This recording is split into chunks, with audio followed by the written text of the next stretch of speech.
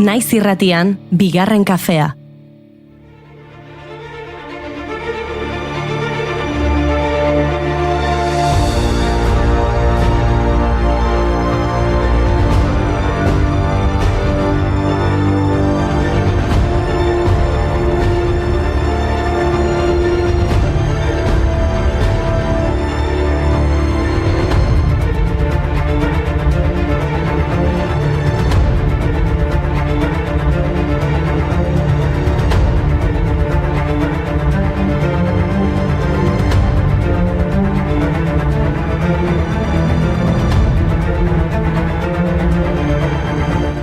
Egunon guztioi eta ongi etorri bigarren kafera. Eta zorionak euskal zinemagintzari zenbat izendapen Goya sarietarako aitortu behar dizuegu, ilusio berezia egin digula Kandi Durangaren bigarren mailako gizonezko aktore honenaren izendapenak. Zorionak bai, eta egunon, eta nola ez, urte berri on! Ergo Juri, ez, urtarriak 14 da, nahikoa da, duela 2 aste amaitu zen urtea, oraindik kontu horrekin altzabiltza. Amaitu da di, amets gaizto hau mesedez. Urte berri on! Urte berri on, zorion, zorion, zerata dakarzu eurton. Eman aukera, ume guztiei ametsak betetzeko, eta hoe bat, baesean libreki amesteko. Agindu bat, zerutiarra guduak eteteko, eta modu bat, minuri dena desagerrarazteko. Urte berri on, urte berri on, urte berri on. Entzuida zuen mesedez? Urte berri on esan behar dizuet? Urte berri zarra edo urte berri ortodoxo ospatzeko eguna delako gaurkoa. Izan ere, Sobietar Errusiako ofizialki egutegi Gregorianoa 1918an hartu zuen arren, Errusiako Eliza Ortodoxoak Juliotar egutegia erabiltzen jarraitzen du. Eta beraz, gaur da beraientzat urte berri eguna. Bai, arrazoi. Urte berri zarra Errusian, Ukrainan, Bielorrusian, Georgian, Bosnia-Herzegovinan, Ipar Macedonian, Montenegron eta Serbian ospatzen jarraitzen dute. Hala ere urteak etorri urte zarra ospatzea erlijio kontu baino zerbait gehiago bihurtu da Georgiar askorentzat adibidez, urtarrilaren 14 urte berriko eta Gabonetako ospakizunen azken eguna da. Urtarrilaren 14tik aurrera, jendeak Gabonetako zuaitzak eta dekoratuak gordetzen hasten da. Agur, Gabone, agur.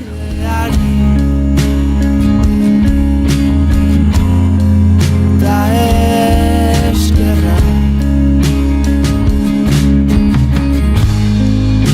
eskerrak bideari. Da eskerrak.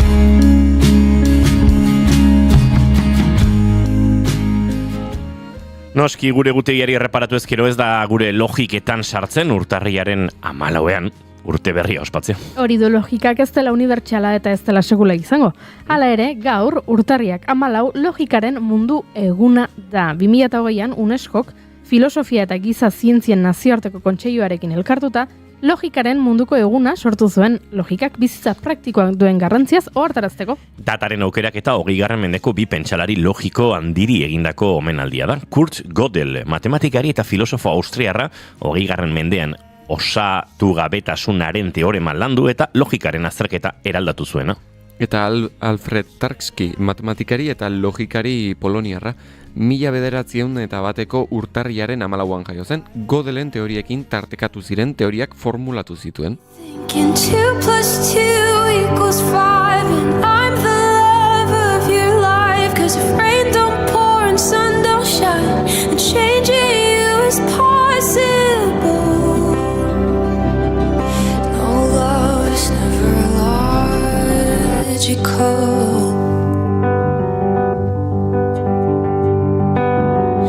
You built a giant castle with walls so high I couldn't see the way it all unraveled. It's not logical, esaten du Olivia Rodrigo abesti honetan, eta guk logikoak ez diren gauzei eskainiko diogu gaurko saioa. Adibidez, niretzat ez du logikarik herrialde bateko mendi bat lehen aldiz herrialde hortakoa ez zen norbaitek igotzea, baina hori gertatu zen gaurko egunez 1887an. Aconcagua Argentinako Mendoza probintzian dagoen eta Andeetako mendikatearen parte den Amerikako mendiri garaiena egun hartan igo zen. Balentri historiko honen arduraduna Matias Zurbriggen Suitzarra izan zen. 1887ko urtarriaren 14 arte etzen iritsi inor Akongauako gailurrera, edo hori diote behintzat erregistroek. Suitzarrak egindako balentriak argentinarrak animatu zituen eta 1934ko martxoaren 8an lehen igoera hura gertatu zen. Eta 37 urtera Nicolás Plamantura Argentinako armadako tenientea izan zen Akongauako gailurrera iritsi zen lehen argentinarra. Non ez goazen inora, non oiukatzen urbiltzen garen, erraldoiaren ondora, igona zazu nire mendira, zure gailurretik gora.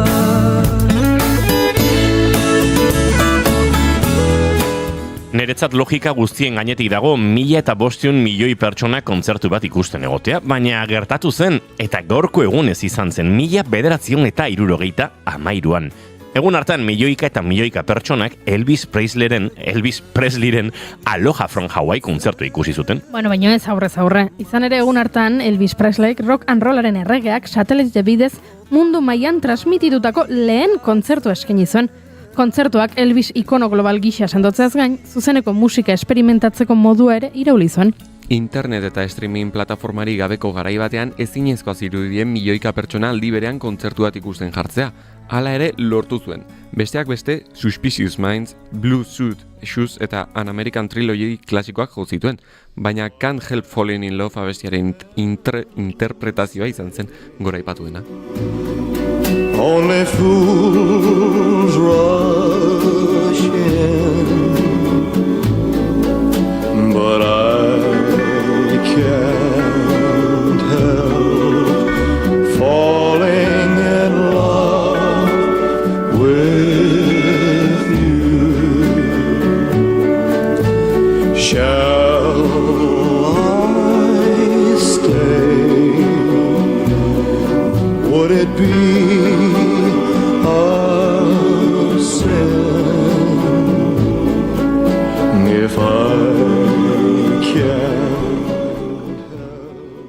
Begira, niri askotan horri zuriaren aurrean jarrita idazten hastea kostatzen zaidanarekin, ez zait bat ere logikoa iruditzen norbaitek 10.500 orriko liburu bat idaztea. Baina posible da, gaurko egunez, zendu zen, hori egin zuen pertsona bat, Anais Nin. Idazle estatuatuarrak artista eta idazle asko izan zituen adiskide, H.D. Lawrence, Henry Miller eta Antonin Artaud besteak beste, psikoanaliziaren, erotismoaren eta surrealismoaren eragina nabarmena da haren idazlanetan. Bizitza osoan zehar idatzi zuen Journal segunerokoa euskeraz da haren idazlan nagusiena. 10.500 orrialdetik gora dituena eta pertsoneia ospetsu askoren bizitzako xehetasuna kontatzen dituena.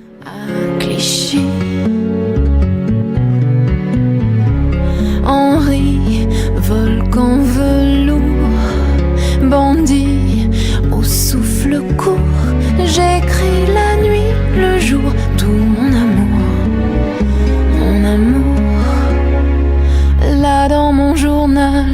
Anaïs Nin a le diable au cœur, la douleur assassine.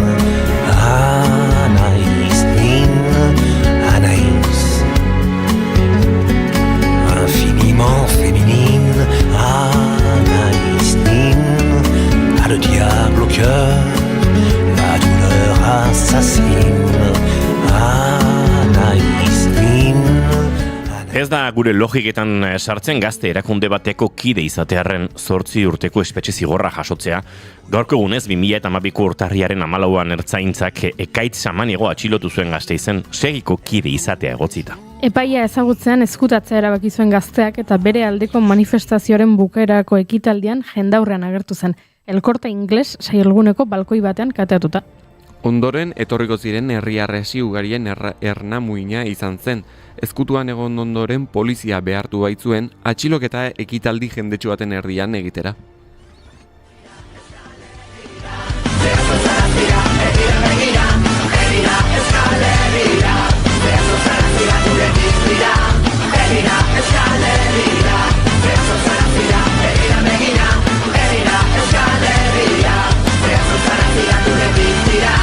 Maite dugu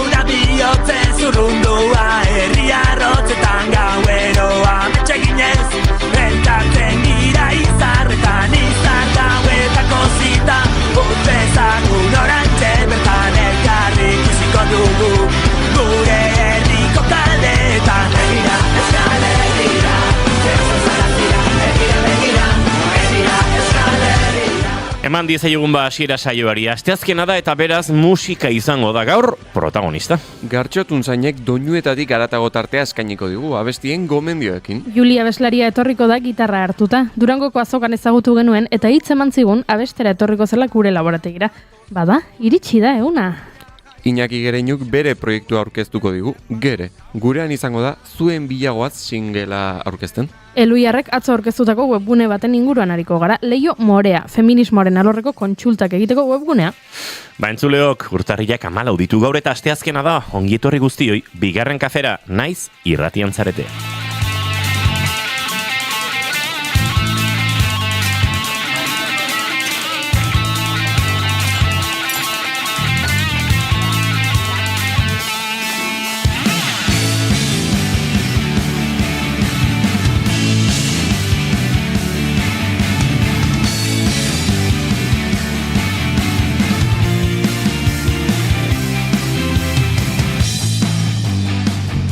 Zuekin entzuleok, Eneko Iturbe Otamendi, egunon? Egunon. Eta zuekin Goiuri Ezeiza Arandi, egunon? Egunon. Izketan ari zeizuena Inigo Asensio Elurbide gaur bigarren kafeak 1106 garrena du, goizak 10 eta 20 minutu, urtarrilak 14, eta gu 3 hurrengo 2 orduetan, zuekin bat egiteko asmotan ongietorri guztioi, bigarren kafean zarete bai, naiz irratian.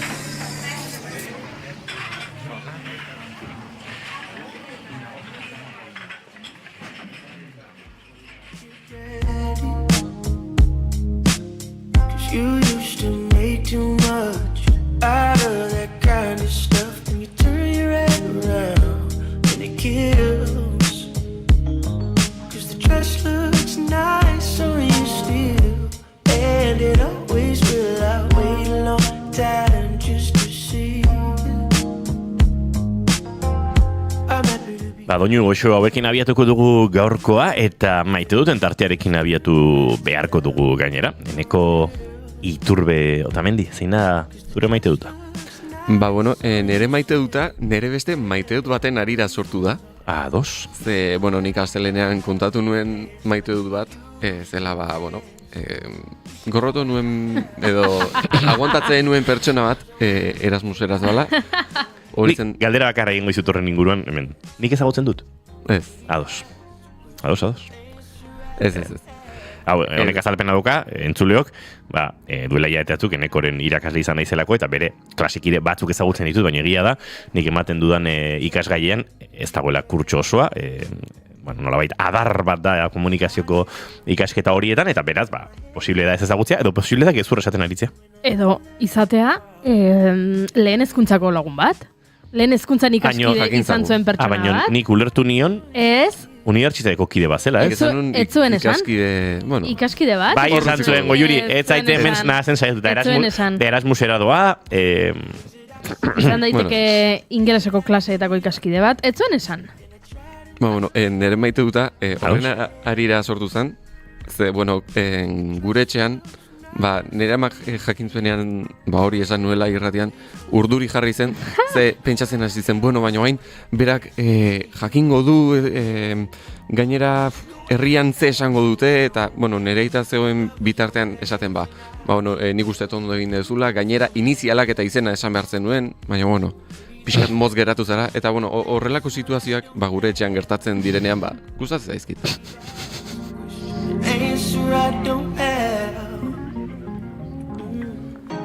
Goiuri, ea lortzen dudan maite dut hau erdi tajuz kontatzea. Baina gaur goizean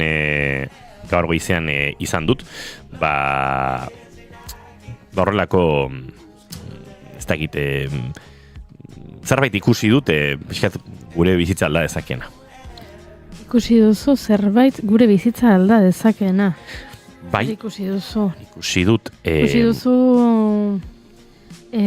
euria datorrela. Ez. Eguraldiarekin zer ikusia du? Ez. Gure bizitza alda dezake. Ikusi duzu irratirako teknologia berriren bat jarri dutela salgai eta interesatzen zaigula? Ez, ikusi dut 30 segunduk bizitza salbatu zigutela. 30 segunduk bizitza salbatu ziguten, noiz? Duela milioika urte. Oraindik gizakiak gizaki etzenean. Bai, ikusi dut, geologikoki ze garrantzi izan zuen, askotan entzun dugu, dinosaurioak meteorito batek suntsitu zituela. Bai. Ark sortu zuela, aldaketa klimatiko bortitz bat, eta ark sortu zuela hori. Bueno, kontua da, meteorito hori erori zela, leku batean nun lurraren azufre geruza azaleratu zuen, eta horrek sortu zuen alako eragin klimatiko bat. Yucatango probintzian, Mexiko inguruan, eta bar. 30 segundu horiek Goiuri, batzutan ni berandu iristen izenean zu amorratu egiten zara. Baina 30 segundu horiek egin zuten dinosauriak desagertze. Ze 30 segundu beranduago lurraren rotazioak eta meteoritoaren trajektoriak egingo zuten itsasoan, ozeanoan erortzea meteorito. Eta orduan, etzen azufre geruzarik kitzikatuko, eta orduan etzen hotz garaia iritsiko, eta orduan dinosaurioak bizirik leudeke, eta zuk imaginatu, oraintxe erniora joatea, eta han zera, Gallimimusak, Tyrannosaurus rexak, edo Brachiosauriosak eskibatzen ibili beharra. Handenak, Antonioren bordan. Antonioren bordan. Antonioren bordari izango altzen, Antonioren borda 30 segundu haiengatik izan ez balitz. Horixen ere maite duta pentsatzea, 30 segunduk bizitza salbatu zigutela. Ze polita.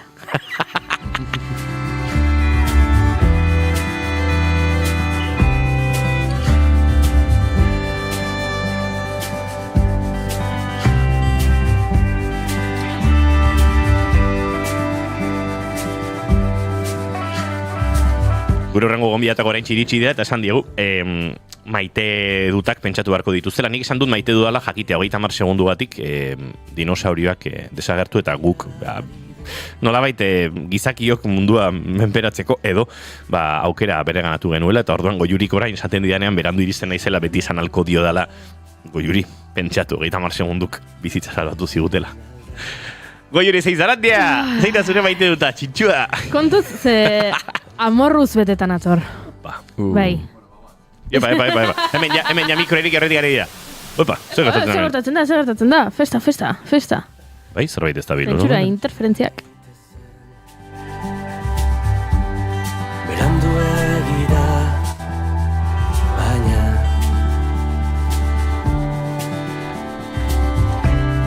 oraindik albalitz zurekin nahi nuke eguzki argitan hautsa izan.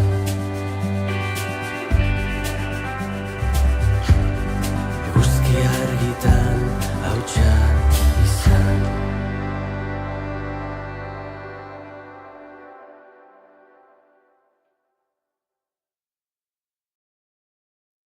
Erori naiz ere gorantzero. Ikusten Goiuri, 30 segunduk meteoritoarekin gu salbatu eta gure mikrofono bat hankaz gora jarri dute, baina modatuko gara nola baite hau gauzatzeko. Akaso ni naiz, Akaso ni naiz hemen pixkate astoratuta da behiena. Zu joan zaite zure maite duta kontatzen mesedez. Bale, nire maite duta gaurkoan izango da irakasgai bat, bale? Orduan, nahi dut, jendeak ondo entzutea, eta bereziki irakasgai hau izango da, eta lista pasako dut, lerdo, ergel, tentel, memelo, lelo, txepel, mozolo, inozo, babo, zozo, xoxo, tonto, tontolo, eta tuntunentzat.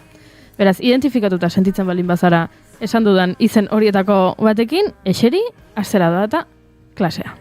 Esan dut gaur, urtarriak 14 logikaren mundu eguna dela. Ba, bueno, ikusi dut, hemen, jende askok, ez dakiela logika zer den, eta kontzeptuak nahastu egiten dituela, eta orduan gauza bat esateran nator, Julio Iglesiasenkin gertatu denaren arira. Bere, bueno, hainbat langilek salatu egin dute, Julio Iglesiasek eraso sexualak egin dizkietela, eta albistea atera da, 3 urteko ikerketa baten ondorioz, antxe aritu dira, El Diarioko kideak, eta, bueno, beste hainbat kazetari hau lantzen. Bueno, baritu naiz, esaten dituzuen gauzak irakurtzen, eta hemen gauza oso sinpleak azalduko ditut, lehenengo gauza. Zuk saldu ditzakezu milioiak eta milioiak disko, eta hala ere erasotzaia izan. Hori da, lehenengo gauza jakin behar dezuena. Zu izan zaitezke zure herrialdeko abeslari famatuena, eta hala ere erasotzaia izan. Zu izan zaitezke munduko gizon guapoena, eta hala ere erasotzaia izan. Zu izan zaitezke diruduna, eta hala ere erasotzaia izan. Zuk eduki ditzakezu 77 urte, eta hala ere erasotzaia izan.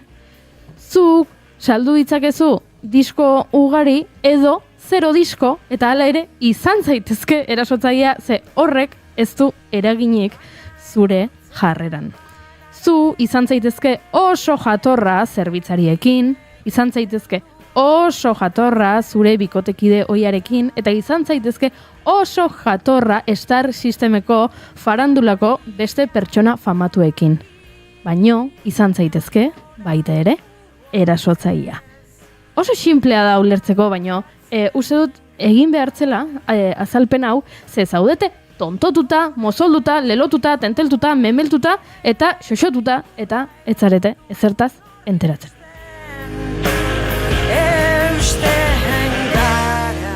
Bukatu dut. Zer, maite duta zan? Ze puntutan zegoen? Ez, zan... irakasgai bat, eta eske aserrenago. Ados. Aserrenago. Tanik uler dezaket, zuk pentsatzea, bueno, salatu dute Julio Iglesias, baina oraindik ez da frogatu, eta orduan oraindik ez dakigu egia den ala ez. Ados horrekin, ados egon naiteke horrekin, ala ez, baina, bueno, pentsamentu zilegi bada. Ezin dezuna da justifikatu, esan ez, bueno, baina Espainiako abeslari unibertsalena da, eta orduan ez dugu sinesten esaten dutena. Bi gauza horiek ez daukate bat ere zer ikusirik. Gehi bat besterik ezin dugu egin honekin. Menentzulatek esan digu, Antonioren borda ondoan dantzan atxu eta ondotik tiranosaurus rex bat pasatzen dala imaginatzea oso guaia izan da egia esan. Zate guapo.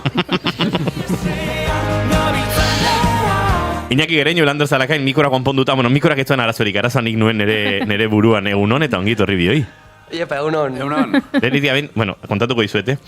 Hemen badukagu mai txiki bat, konbidatuen mikroak eta handi datorrena prozesatzeko eta lenguan, maira atornillatu nahi izan nuen, eta buelta eman nion.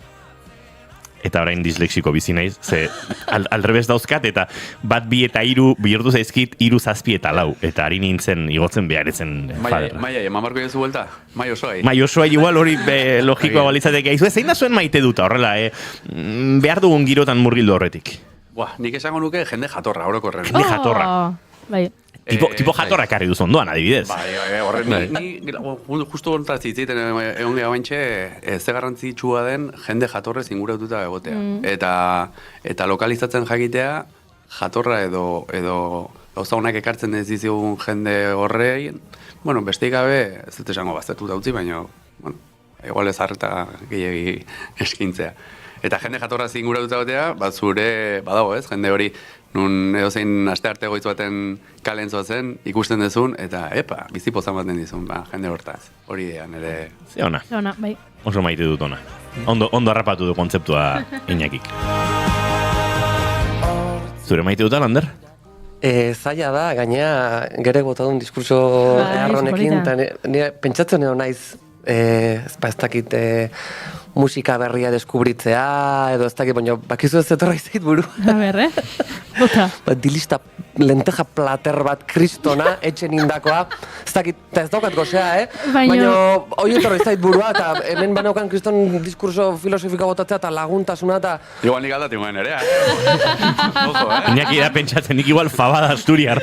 Ubia ekarriko ez, Ez que zona dian dilistak, Oso fana naiz, bai. Den ez dugu kontatuko jo, nik dilistak baina gauza hobi askaini nizkion Lander Zalakaini zerbaiten truke, eta oraindik ez dugu lortu.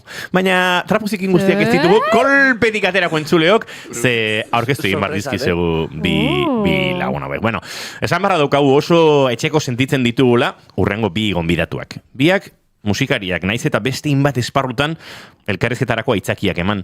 Pentsa, dron bat Jordanian galdu eta haren erreskatea itzaki izan genuen lehenengoz gurekin Iñaki Gereñu. Lander Zalakaini pare batetan bota diogu, belako taldearekin akustiko bat egitea. Gure piano zaharra desafinatu xamar dagoen momenturen batean. Eta sozidadean lentejak etziren zerbait afaltzeko gonbidapen ere hor pare-parean zegoen. Pitxi jok taldearen itzulerak ere eman behartzigun, aitzakia Iñaki Gereñu gurean izateko, baina sortu eta sortu biziren jendeak, honelako gauzak ditu. Behin bazoazela kaletik eta kontrako espaloitik, zen muz da, kontatu behar diat, movida bat muntatzen nahi nauk, eta hola, puntu suspensibo delako horiek. Eta movida ura hemen da, proiektu musikal berri bat da, duela ordu gutxi argia ikusi duena, eta oraintxe entzungo duzuena.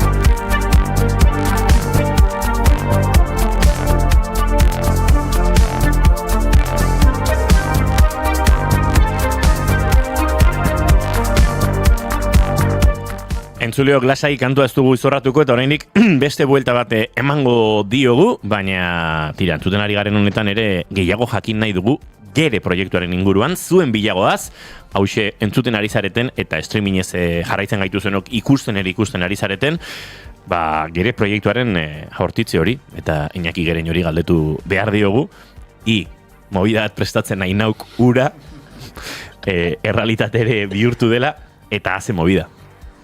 Haze movida, Ja, hasieran produktoreari, Hanseri idatzi nion, esan ez, ditut 3 lau abesti grabatu behar ditudanak, 10 abestiko diskoa dator. Bat, bi...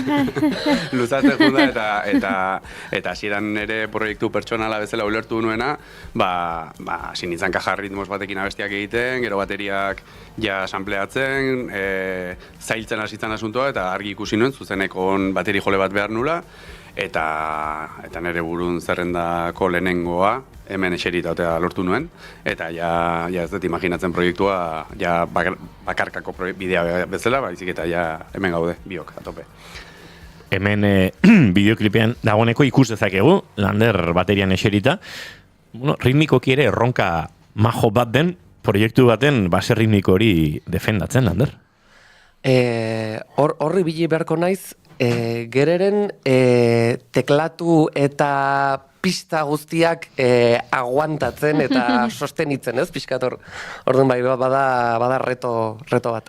Eta sonikoki ere, bai, goatzen naiz gartxotun zain letonari hainbeste gustatzen zaion hitz hori, ez? Bai, sonikoki, elektronikak ere badakar, ez, perkusiboki, partxetatik aratago lan egin behar hori, eta horrek, sortzen du, ez, bateria edo perkusio defentsa horrek aniztasun bat sortu beharra, ez? Gehorre ongo dia, eta hor badaude, eta gerek nik uste, hilabete askoz, hor daola, soinu aukerak eta baterien ere emateu dela tumpa, eta edo, baina horiek ere aukeratu behar dira, eta ondo aukeratu, teklatu eta sinte horiekin ondo jokatzeko, ez, ondo maridatzeko.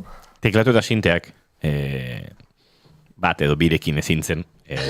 Iñaki Gereñoa, espaldi izan da oso sintetizagailuen zale, oso aspalditik ibili zara sintetizagailu analogikoen, 70, 80 hamarkaden mundu horietan oso zale, baina azken hilabeteetan, pixkat hau eskuetatik joan zeizula esan dezakegu. Bai. Ni pitxi jauken bai ibilitzan du naiz beti teklatuekin, bajuak ere sinte batekin, mug batekin jotzen ditut, baino egia da izan dela oain bilatze bat argi neukan, ze 2-3 sinte analogiko nahi nituen proiektu ontako, baino gero digital bat bilatu nahi nun, azkenen sinteak dira bakoitzak inditzazkezu 1000 gauza sinte batekin, baina bakoitzak bere soinua emango dizu, ez da, orduan ez du batekin balio, niri ez dit batekin balio. Eta digital hori bilatzen burua, esan goet, igual nire eskutatik disko honen grabaketan, igual 6 sinte, 7 sinte desberdin pasatu diala, digitala bakarrik kontutan eukita, eta azkenen Japondik 8 batekarri eta geratzeko etorri da. Geratzeko etorri da, eta zuzenekoetan ere, bideoklipak erakutsi digu, sinte batzuk badoa zela, teklatu batzuk badoa zela, ez dakit denak akaso etxetik ez dira, atera beharko? Bai, lau sinte emango ditut zuzeneko, fijo. Baina bagoitzak bere gauzak ditulako. Eta argi daukat, naiz eta elektronika izan egiten ari gara musika, rocketik gatoz biok, eta zuzenekoan maite ditugu. Eta gitarra asko egongo da, teklatuak egongo dira, bateria dago, txistua egongo da. Txistua. Diskoan ez dut grabatu, baina zuzenekoetan egongo da. Egongo da, eta nik ere badaukat ideiaren bat nola izango den, baina mikrotik kanpo kontatzen diren gauzak, ezin dira, beti mikro aurrean kontatu. Elektronika, gitarren pixua, ahotsen geruza mordoa, ahotsen tratamendua, pixkate ahotsak bai organikotasunetik urruntzen dira lehen kantu honetan behintzat, dena giro honetan doa, badaude kantu lasaiago, organikoago, ezain elektronikoago, edo are gehiago, bagoa zaruntza gehiago. Daude sortzeko bi bide dauzkat, bat sintetatik, eta beste bat etxeko sofan gitarrarekin. Bai, gitarrako abesti lasai horiek synthwave moduan moldatu ditut, eta aldi beren sintetatik atera dian abestiak ere sartu diete gitarra bat, Gibson bat daukat, 1956koa, oso egur soinu oso garbia daukana, orduan, igual txoluzen bat, edo rever pixka sartu diet, baina oso saiatu nahi soinu hori garbi mantentzen, orduan, sintetatik datozen abestiei ere jantzi diet soinu organiko bat eduki dezaten, beste modu baten. Bueno, hori guztia diskoa kaleratzean entzun, eta uste dut, hemen zuzenean ere nolabait ikus edo entzuteko aukera izango dugula, baina momentuz, gaur gaurkoa.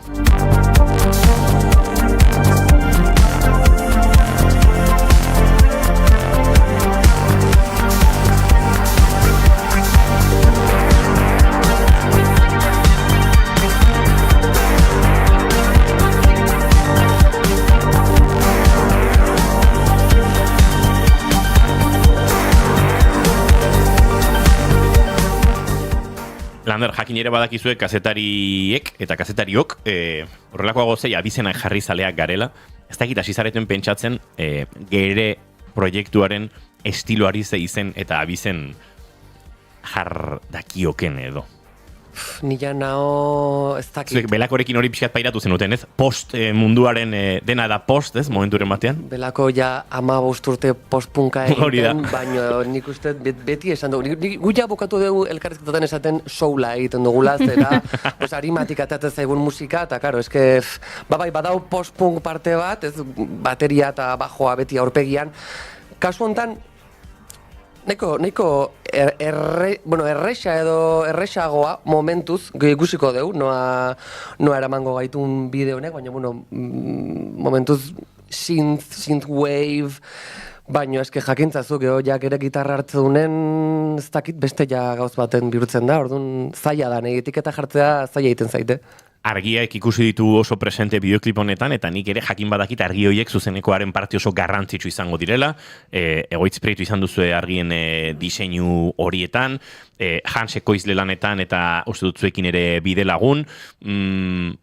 Diskoa entzun nahi dugu, baina zuzeneko horietarako gogoari uste dut zuek izango duzuela, ze sorpresatxoak eta etorriko dira horrekin batera. Bai, lan asko daukagu aurretik, oraindikan zuzeneko prestatzen hasi ere ez gara egin, ze diskoan oraindikan bukatzeko txiki batzuk falta zaizkigu, eta urtarrila bukaeratik aurrea sartuko gara estudiora zuzenekoak prestatzen, maiatzetik aurrea egon nahiko genduke, baina bai, iluminazioak indar handia dauka proiektuan, Egoitz Prieto dago horren atzean, eta guk emango dugu gure iluminazio guztiak kontzertuetara, prestatu dugu iluminazio guztiak gure atzean eta lurretikan jartzeko, bai laserrak, bai gauzak, oso estetika garbia daukat nire buruan nola nahi den izan, eta hori hola izateko. Orduan, bai, lan asko daukagu, iluminazioa programatzen, abestiak prestatzen, gauza da guk etxean edo lokalean edo sortzea abestiak, eta gero hauek zuzenean defendatzea. Orduan, lehen esan dudan bezala, zuzeneko talde bat.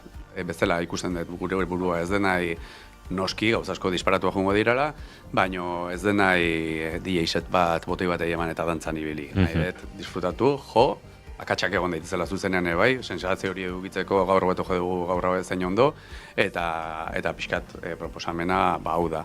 Iluminazioak indarra handia dauka, baina zuzenekoak melankolia asko dago diskoan, kristura asko dago diskoan, baina erritmo dantzagarri ez dator diskoa, orduan nik nire inguruan talanderrei eta esaten diot, ojala, netzako nire burun guapisimo gozan, jendea lehenengo filan guri bizkarra ematen dantzan egotea. Eta horregatik ez den nahi argirik aurretik, gu argi guztiak atzetik nahi ditut, gu silueta baten bihurtu, eta gure garrantzia musika da. Hori daukat buruan. Zuen bilagoaz, eta kantuaren giroan, malenkonia hori oso nabarmena, orain arte entzun dugun hontan, noren bila zoazte edo... Bakito izango dela, gehien errepikatuko da galdera. Bai, dudari gabe. Eta ez dut erantzunik esango, bakoitzak pentsa dezala nahi duen zeren bila edo zeinen bila digo. Entzun egin beharko du beraz lasai entzuleak, zuen bilagoa zau, ulertzeko edo norberak interpretatzeko ze bilaketa fasetan dabiltzan, baina kantua gaur agertu da, noizko diskoa hori ere beste galdera mitiko bada, zagit datarik baduzuen? Bueno, printzipioz datorren hilabetean eukiko dugu hilabete tardi bigarren singela, kolaborazio batekin dator, ikuste bastante singela den abestia. Ze azkenean hau diskoko lehenengo abestia izango da, sarrera bat da, uniberso ontara sarrera bat da. Landerri, orain bueltatuko nahi zure galderara, erantzuteko, baina Landerri galdetu diozu ea ze estilotan. Nik musika taldeak edo baino gehiago esango nuke, pixkat dala hori ez, Drive, Stranger Things, Tron, Blade Runner, universo horiek elkartzen dituen musika bat dela. Elektronika, sintetizadoreak, neoiak, pixkat hortik handi joa. Eta bigarren singela, potente etorriko dan uste dut, bai kolaborazioa da zein dagoen, ez dut hor irikia utziko dut, baina horregatik, eta gero batez ere disko hau da herrialdeako espero dut egotea. Baina, bueno, lan asko dugu aurretik, bai diskoa aurrena bukatzeko, zuzenekoak, prestatu, gauza asko dut. Udaberri erdirako esan duzu? Udaberri alderako. Alderako, bale, ez dut ondo ulertu da, bada ezpada. Bueno, udaberrian ikusiko du argia lan horrek, bien bitartean, aurrerapen kantu hau, hilabete pare batean edo urrengo singela, kolaborazio potente hori dena irikita geratu zaigu, eta joango gara, hau gehiago ezagutzen, eta udaberri alde horretan, gonbidapenare botako diegu, gure bigarren kafearen setean zerbait giro atmosfera eta mundu horretan egingo dugu, sortuko dugu. Fiskate, eraldatuko dugu gure estetika egur eta cozy hau, eta mango digu beste ikutu bat. Lander Zalakain Iñaki Gereñu, mila esker gaur gurekin aritzeagatik, zorionak lehen single hau argitaratu eta publiko egiteagatik, eta laizter arte. Zueri. Eskerrik asko gapazuek. Bagoa zentzuleok aurrera, goizeko 10:49 minutu diren honetan.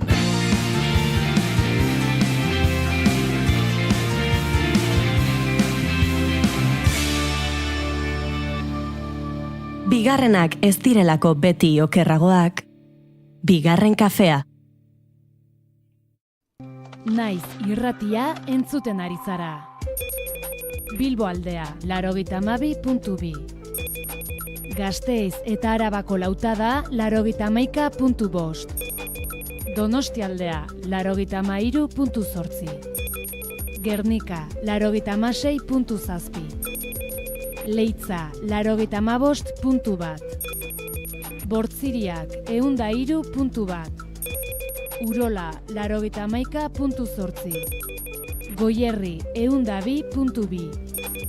Legazpi, 94.6. Naiz irratia.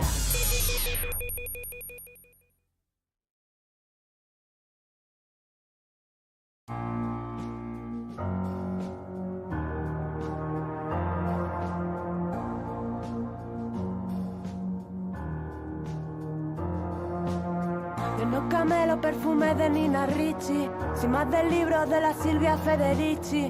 Será mejor que traten mejor esas bichis, no sea que de repente me escuchen y se compinchen. Os lo tengo dicho, os lo dejo hecho al punto. La teoría King Kong no apunta, facilito tronco. Deja de poner impedimentos, deja de ser un experimento. Déjame ser otra cosa que no sea un cuerpo. Nire inguruan, geroz eta emakume gehiagori nabaritzen diet pedagogiak eragindako nekea. Erreferente feminista gisa ditudan emakumeek jada nekea sentitzen dute azalpenak behin eta berriz emateaz. Bai, gizarte feministago bat dugu helburu eta bai borrokara batu zaitezen nahi dugu, baina guk azaldu behar aldizkizugu kontzeptu guztiak enegarren ez. Neronik ere amestu dut honekin noizbait, parean txiste matxista bat egin berri duen laguna dut, eta nahi nuke gizon honek jakitea zergatik txiste horrek ez zuen grazia zipitzik, baina zama mental handiegia da masterclass bat ematea, kontzeptu xinpleenak ere ulertu nahi ez dituenarentzat. Horregatik, batzuetan, isilik geratuko naiz esaldia, entzungo didazue. Nina, eres la que convenció a aquel a quien el diablo no fue suficiente para atacar. Así de fácil destruirse la imagen. Baina orain, esaldia aldatu egingo dut. Hemendik aurrera, isilik geratuko naiz beharrean, begiratu Leio Morea webgunean esango dizuet. Kontsultarako baliabide berri bat sortu baitu Eluiarrek, Leio Morea deitu duen webgunea.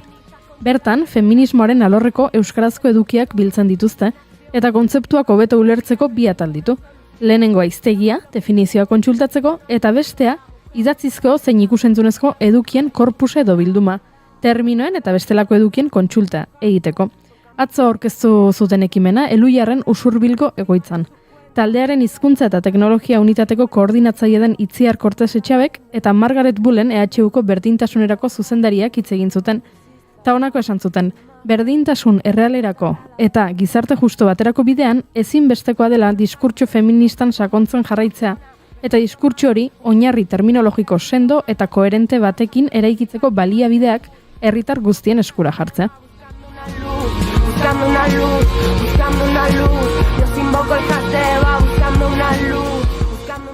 Beraz, mahai baten bueltan norbaitek berriro esaten badit, baina bueno, zer da LGTBIQ ditxosozko horren Q hori? Zer da queer arrar hori? Esango diet, Leio Morean begiratzeko, eta antxe topatuko duela erantzuna. Genero eta sexu bitartasuna zalantzan jartzen duen teoria. Esaten duena sexu identitatea eta genero identitatea ez daudela horrez biologikoki determinaturik, kulturalki eta sozialki eraikiak direla. Batez ere, 1980ko hamarkadatik aurrera garatu zen queer hitzak, arraro, bitxi edo ezoiko esan nahi du ingelesez, eta iraintzat erabili eta har daiteke, hasiera batean homosexualei irain egiteko erabiltzen zen, baina sexu eta genero identitateagatik diskriminaturiko kolektiboek euren egin zuten eta beste esanai bat eman zioten. Eta norbaitek esaten badit, modan jarri da interseksionalitate hitza. Entzun eta entzunari naiz, baina hitz potolotik aratago ez dakit zer demontre den. Odan, ze esango diot, Leiho Morean egiteko kontsulta, eta ikusteaz gain definizioa, kategoria sozial eta kulturalek modu askotan eta aldi berean elkarri ere egiten diotela azaltzen duen teoria dela, hori ikusiko du, horrez gain gaia hitz egiten duten hainbat eduki topatuko dituzte. Ez dakit, sartu gaitezke Leiho Morean inigo, egingo dugu kontsulta. Noski. Sartuko gara leiomorea.eusen eta bertan, hemen zegia esan, probak egin daitezke. Hemen agertzen da, Leiho Morea, feminismoari begiratzeko leiho bat. Munduari feminismotik begiratzeko leiho bat. Eta hor sartzen zara, eta bertan agertzen da, webgunean beran bilatzaile bat. Eta ez dakit, nik interseksionalitate esan dut, baina edo zer gauza bilatu dezaket, ez dakit, a ber. Homofobia. Eta homofobia jartzen duzu, eta hortxe agertzen da, hiztegia eta baita ere bilduma bera ere, esan bezala, agertzen direlako ikusentzunezko eta idatzizko kontuak. Adibidez, esan dut nik interseksionalitatea, interseksionalitatea bilatzen balin badugu, agertzen zaigu emakunderen bideo bat. Eta bertan entzun dezakegu gaia. Eta hizkuntza eta generoa batzordea ditugu antolatzaile. Gaurko jardunaldia berriz, euskalgintza eta feminismoaren arteko zubiak izenburukoa da. Hau adibide bat besterik ez da, honekin esan nahi dut, lehen aipatu dugun bezala definizioa agertzeaz gain, topatu ditzazkezuela podcastak, YouTubeko bideoak kasu honetan bezala, testuak, denetarik batzuk EHUkoak, beste batzuk emaginenak, emakunderenak, ikuspegirenak, katakrakenak, lixipe liburu bildumatik hartutakoak baita ere, eta hori ikusiko duzue, agian hitza bera definizioa zaratago testu inguru batean jarrita ez, non agertzen den edo nola erabili dezakezuen. Beraz, ez daukazue aitzakiarik, orain sekulako plataforma daukagu, gai guzti hauek argitzeko esan digute, Eluiarrekoek, herritar guztiei zuzenduta dagoela. Edo zeini sortu baitakioke arlo honetako hitz baten esan nahia argitzeko beharra baita, ezakit, emakume zein gizon heldu zein gazte, diskurtso feministan kontzepturen bat euskaraz nola erabiltzen ari diren jakiteko nahia izan dezakezu kazetaria balin bazara, berdintasun teknikaria balin bazara, emakumearen etxe bateko dinamizatzailea bazara, irakaslea, idazlea, itzultzailea, orain podcastak modak daude, beraz podcast egilea, unibertsitateko ikasle zein irakasle, ikertzaile, politikari, badakizue, edo nork izan dezakela horrelako zalantzare bat, beraz, denentzat dago. Ez soilik lan egiten balin baduzu berdintasunaren alorrean. Zu izan zaitezke, beste edo zein ofizio eduki dezakezu, eta gai hauek urrun sentitu, orain edukiko duzu webgune hau, azken urtetako bilakera aztertzeko iturri oparoa. Beraz, bukatu dira aitzakiak. Orain ez badakizu zerbait zer den, handiegia egiten balin bazaizu gai hau, Leiho Morea izeneko webgunea daukazute, Eluiarrek sortu duena, kontsultarako iturri ezin hobea. Ez duzunik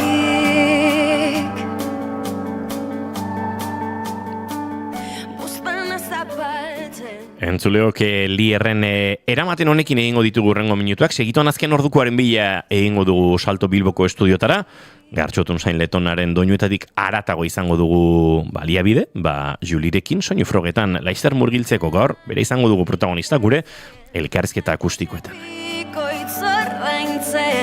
Probatu alduzu zeure burua barkatzen.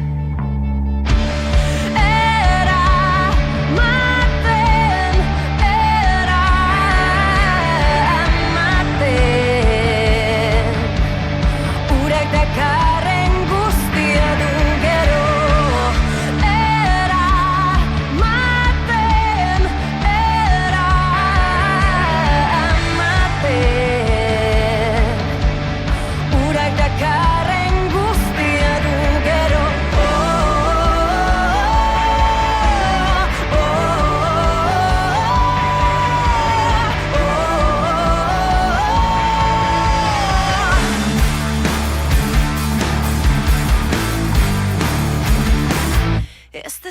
dela esan apurtu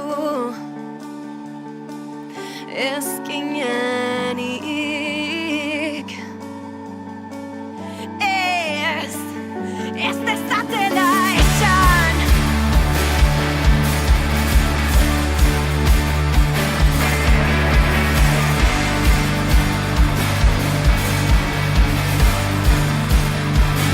ez dezatela esan gure bizitzan nola erratu nor gorrotatu maitatzeko ahulegiak garenean zer dakite astu noiek zure barne matxinadez probatu alduzu zeure burua barkatzen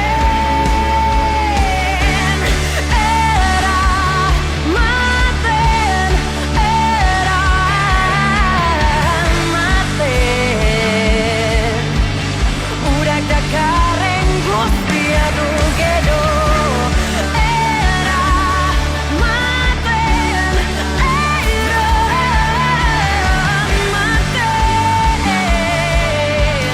urak dakarren guztia du gero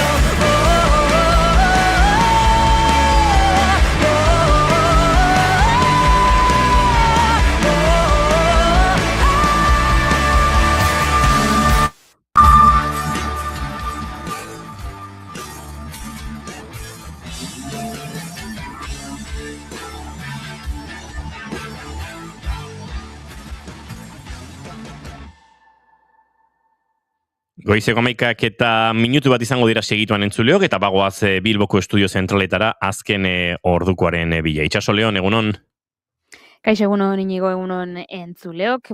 Gaur goizean kontatu dizuegu, asteazken honetan, txotxe denboraldiaren hasiera jarraituko genuela zuzenean Petritegitik, eta Euskal Pilota Federazioak emango dio gainera abia puntua, baina bertan Astigarraga inguruan dugu Lander Martinez lankidea, eta berak emango digu hobeki guzti honen berri. Egunon, Lander?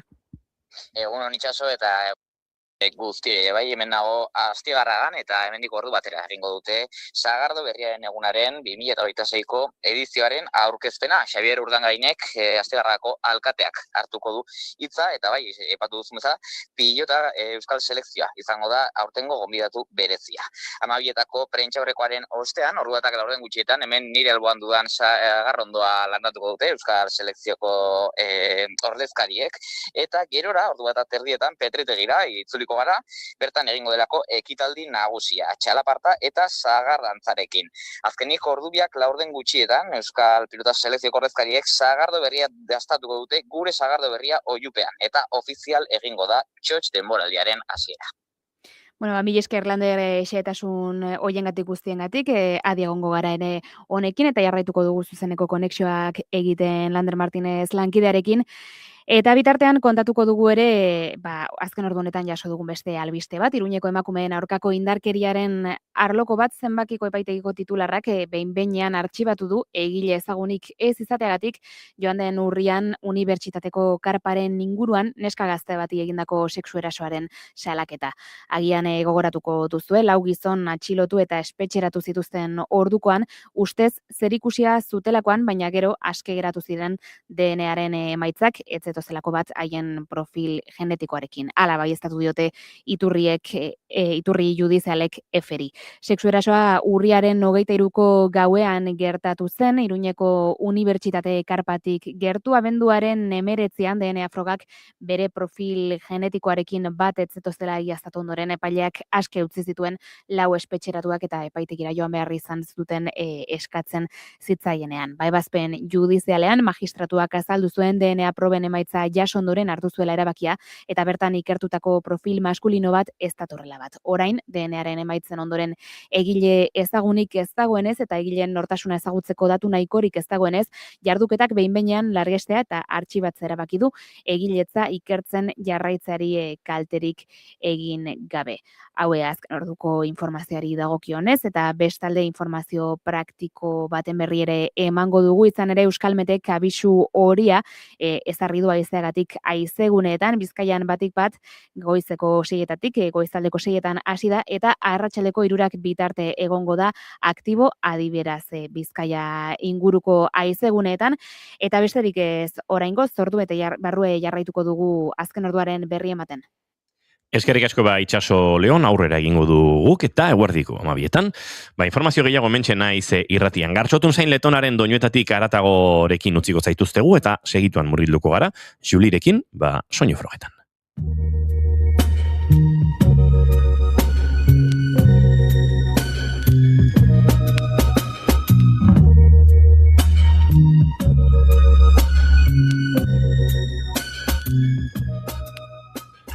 Ongi etorri entzule doinuetatik haratago saioaren atal berri honetara badakizue astero hemen biltzen garela doinu berri batzuk. Ezagutu eta gure goxatzeko. Aste honetako lehen gomendioa 2025an nire artista kuttunenetarikoa izan den Jacob Alon izango da. Bere Liquid Gold kantua ekarrena izan dizuet, In Limerence izeneko bere diskoa askotan entzun dut. Uste dut Fairy in a Bottle deituriko kantua ere ekarri dizuela, baina urteko izarra izan da niretzat eta abesti puskau ere erakutsi nahi nizuen. Esan, Jacob Alon azken urte honetan nahiko sona lortzen ari den, ez dakit, indie pop akustikoa lantzen duen artista bat dela, baina benetan bere intimidade goxoa eta gitarra jotzeko era gustatzen zaizkit niri. Eta nola ez duen ahots melankoliko, baina gorena gogoan dut gainera lehengurtean Bilbora etorri behar zuela, Kate Tempesten kontzertua irekitzera, baina azken orduan ez dakitze sarirako hautagaitza jaso zuen eta ezin izan zen etorri. Beraz, ea gure lurretara etortzen zaren Jacob, zen nik behintzat asko maite zaitut, asko maite dut zure lehen diskoa, eta irutzen zait proposamen oso fresko eta artistikoa duzula. Beraz, hemen ekarri dizu eta aste hontako lehen gomendio gisa Jacob Alonen Liquid Gold.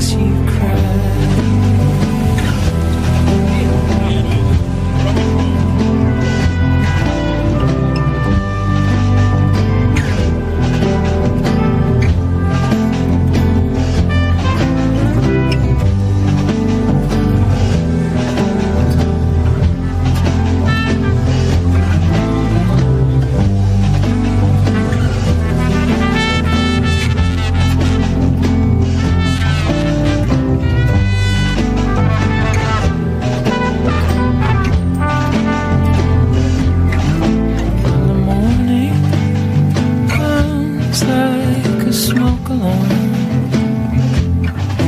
and the headrush dissolves in sunlight.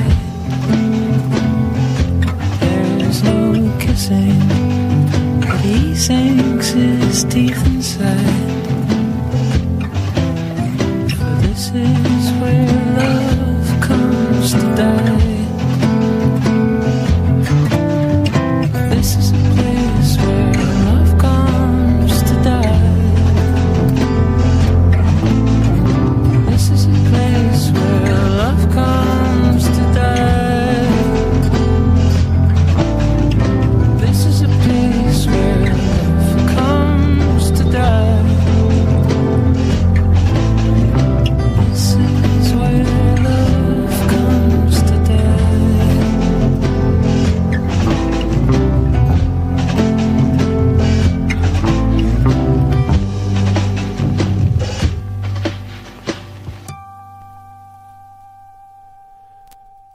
Hortzentzun dugu Jacob Alonen Liquid Gold kantua. Aste honetako bigarren gomendioa The Florist taldearen Half Heaven kantua izango da.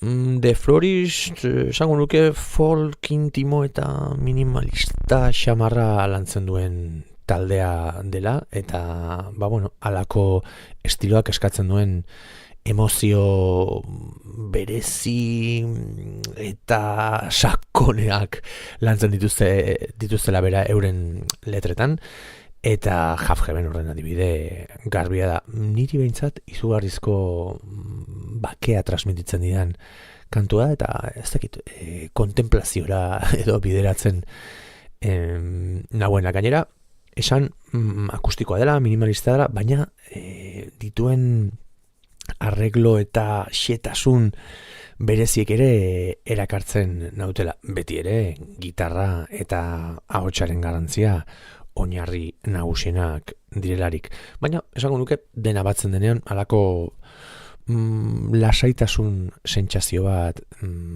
elkarbanatzea lortzen duela The Florist taldeak. Beraz, ea niri bezain beste gustatzen zaizuen, aste honetako bigarren gomendioa den The Florist taldearen Half Heaven.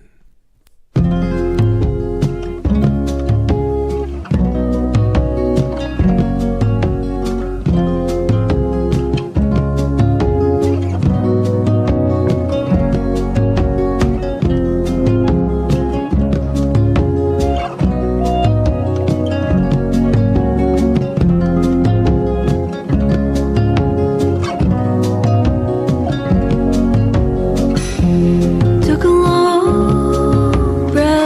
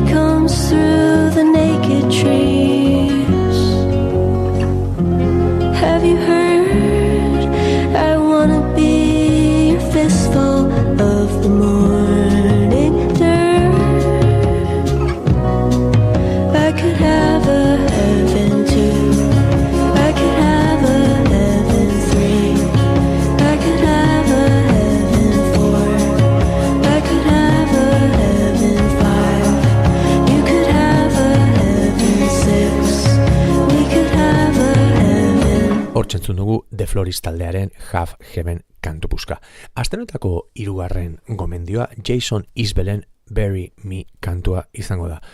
Esango nuke estatu batuetan folk kantari eta country kantari ugari dagoela, baina Jason Isbell ezagunenetariko bat da, inolako zalantzari gabe, eta, badakizue, countrya eta folkan hasten direnean, estatu batuetan, hitzak beti izaten dira ere nahiko egunerokotasunean oinarritutako arazo eta oso letra benetakoak, ez da, sakonak eta gizatiarrak esango nuke. Eta kantu honek ere bere barnera begiratzeko joera hori agerian uzten duela iruditzen zait. Eta kantari askok normalean gaitzat izaten duten denboraren igarotzeaz ari zaigu hemen Jason Isbell benetan ahots berezi eta gitarra jotzeko modu bereziarekin ere bai, esango nuke, simplea baina berezia eta indar asko duena, letrari protagonismoa emanez, esango nuke, baina egia da zaurgarritasun handia transmititzen duela bere ahotsak eta bertso bakoitzak, eta niri asko gustatzen zaidan kantu bada, horregatik ekarri nahi izan dizuet gaurkoan. Beraz, hau da, aste honetako 3. gomendio bezala, Jason Isbellen Bury Me.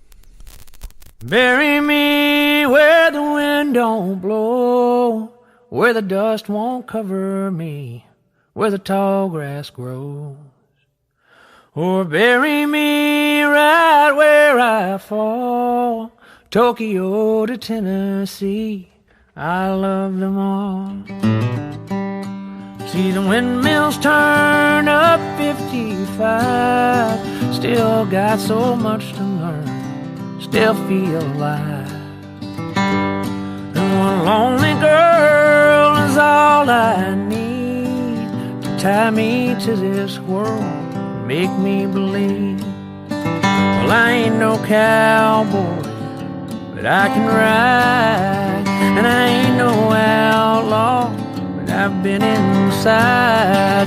And there were bars of steel, boys, and there were bars to sing, and there were bars with swinging doors for all the time between.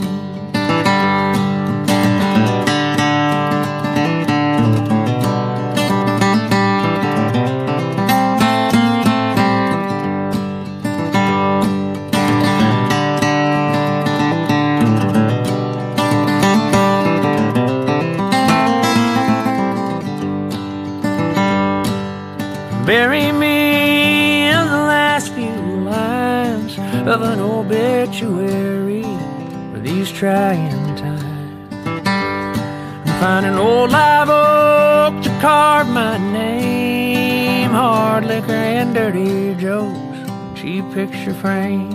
Well, I ain't no cowboy, but I can ride, and I ain't no outlaw, I've been inside. And there were men of stone, boys, and there were men of sand, long nights alone, boys, head in my hand.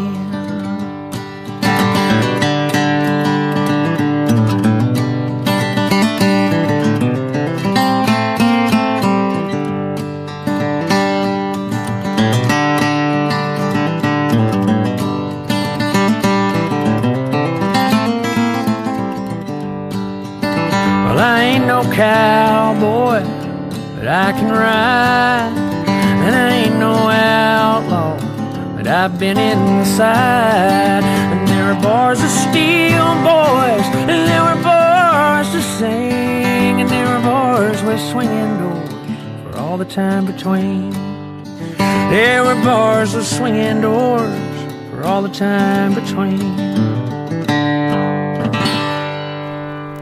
Hortxe entzun dugu Jason Isbellen Bury Me kantu puska. Aste honetako azken gomendioa lagun handi bat da. Amaia Miranda da bere izena, duela gutxi gainera, bigarren kafean izan genuen bere disko berria aurkezten, baina gaurkoan ekimen berri batean parte hartu ostean, ekimen horren izena Les Flors Prohibides izeneko diskoa da, hor parte hartu ostean ezagutu dudan kantu bat ekarri nahi izan dizuet, Amaiaren Canción de la Esperanza. Ez dago bere azken diskoan eta arakatzen ibili naiz eta War Child en alde sortutako ekimen baten parte da, disko berri hau, bertan artista ezberdinek, bere kantetan parte hartuz, eta Amaiak Canción de la Esperanza hau aukeratu du bere ekarpen gisa. Beraz, bere azken diskoan ez dagoen kantua da, eta gaur ona ekarri nahi izan dizuet, zuek goza dezazuen. Zergatik, Amaia Mirandak egiten duen guztia bezalaxe, oso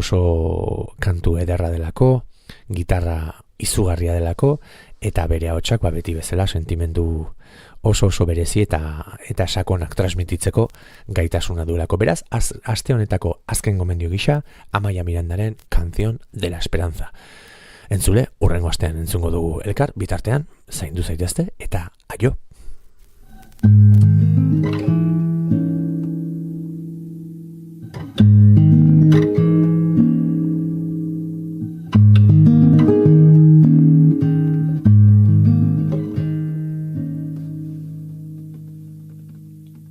¿Cómo puedo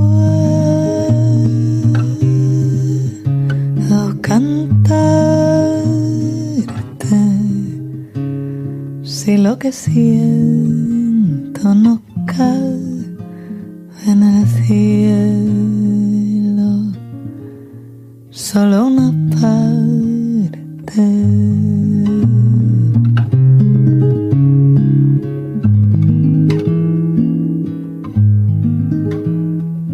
Tiene ahora la vida algún lugar para sostenerse,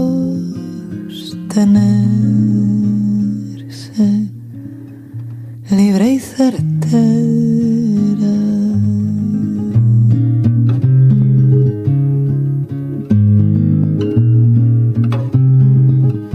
Vendrán nuevas canciones como claveles que apuntan al centro de los horrores.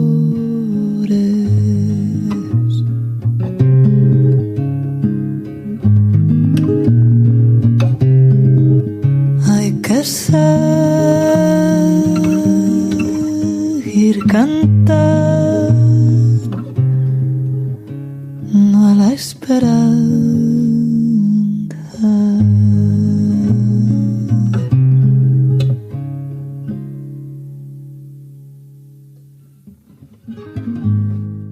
Entzuleok Amaia Mirandaren doinu hauekin agurtuko dugu, Gartxotun zain letonaren gaurko doinuetatik haratago. Norberak agurtu eta esan bezala, datorren astean entzungo duzue elkar berriro, eta akasegunen batean zerrendatu beharko ditu garen gomendio musikalak, gerora aztu ere egiten zaizkigulako Goiuri, eta bintzat batutan ibiltzen ez, musika bila, eta mentxe dauzkazu, bai, Gartxoten gomendioak egia esan, beti dira onak. Entzuleok, bai, elkarrizketa akustikoaren eguna gaur, urteko lehena egingo dugu.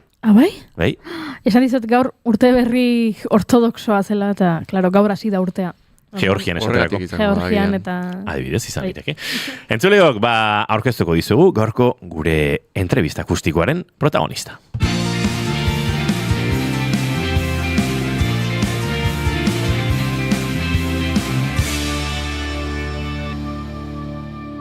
Emaiozu bigarren aukera bat egunari. Naiz irratian, bigarren kafea.